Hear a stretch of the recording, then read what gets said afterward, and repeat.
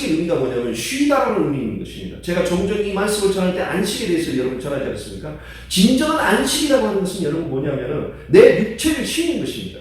그러나 어떤 사람들은 일부 이단이나 일부 어떤 사람들은 어떤 토요일에 그 안식일을 지키는 것만이 어떤 안식일을 지키는 것으로 이해를 하고 있는데, 여러분 실제 성경을 자세히 보고 레위기 23장을 보게 되면은 여러분 그런 토요일 안식일만 이야기하고 있지 않고 유월절 그리고 무교절 첫째 날 그리고 무교절 일곱째 날을 우리가 안식일로 지키라 이렇게 성경은 되어 있습니다. 그리고 오순절도 안식일로 지키고 아무 일도 하지 마라 이렇게 되어 있어요. 그리고 나팔절도 안식일로 지키라 이렇게 되어 있어요. 아무 일도 하지 말고 안식일로 지키라. 대속죄도 마찬가지입니다. 속죄도 보면은 너희가 그 아무것도 하지 말고 그날을 안식일로 지키라 이렇게 되어 있습니다. 그리고 초막절도 첫째 날과 여덟 번째 날을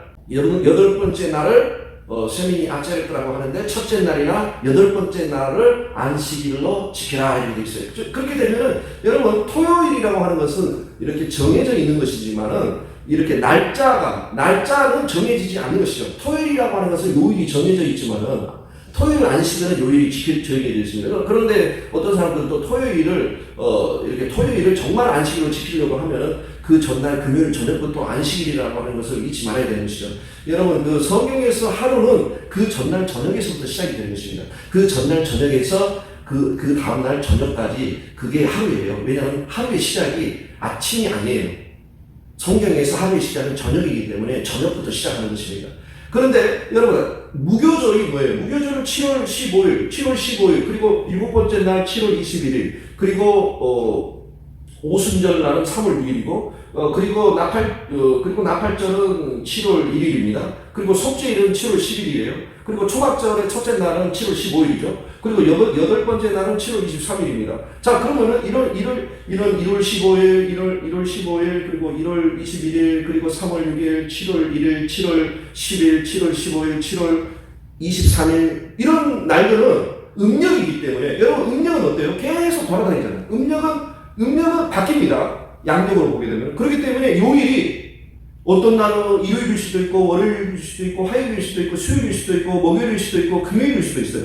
그러니까 여러분 토요일이 안식일로 사람들이 말을 하는데 안식일은 토요일뿐만 아니고 율법으로도 보아도 여러분 그 안식일은 일요일도 안식이 될 수 있고 월, 화, 수, 목, 금이 안식일이 될 수가 있다는 거예요. 그래서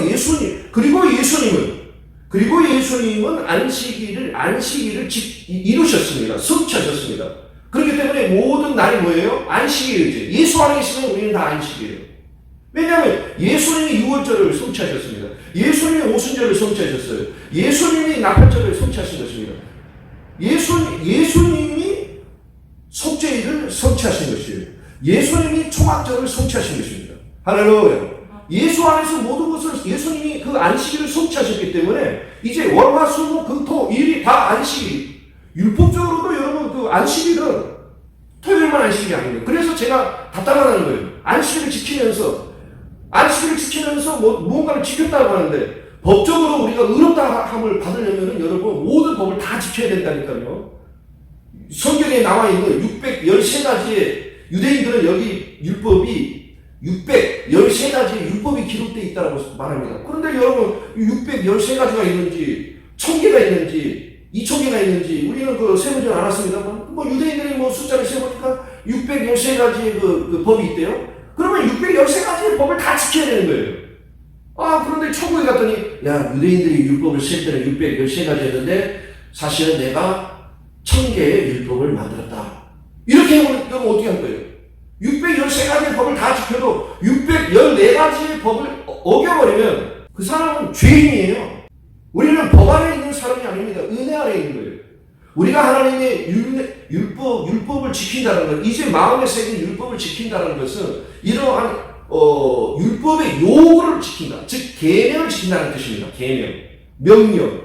하나님의 명령을 지킨다는 뜻이에요. 율법의 요구, 의식이나 절기를 지킨다는 것이 아니라 지킨다고 해서 문제가 될 건 없지만 지켰다고 해서 의로운 게 아니라는 거예요.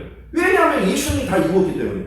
그렇잖아요. 예수 믿는 유대인들이 예수를 믿는다고 해서 유월절을 안 지키고 뭐 초막절을 안 지켜버리면 그 유대인들이 뭐라고 하겠어요?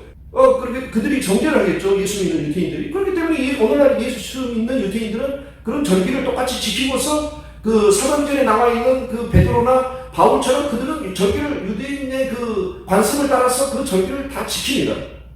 그러나 그 절기나 관습을 지켰다고 해서 우리보다 더 의로운 게 아니에요. 그냥 그들은 우리가 명절을 지키듯이 그들을 지킬 뿐이에요. 그걸 지켜서 의로운 것이 아니죠. 이미 예수 안에서 다 이루었기 때문에 그런 것입니다.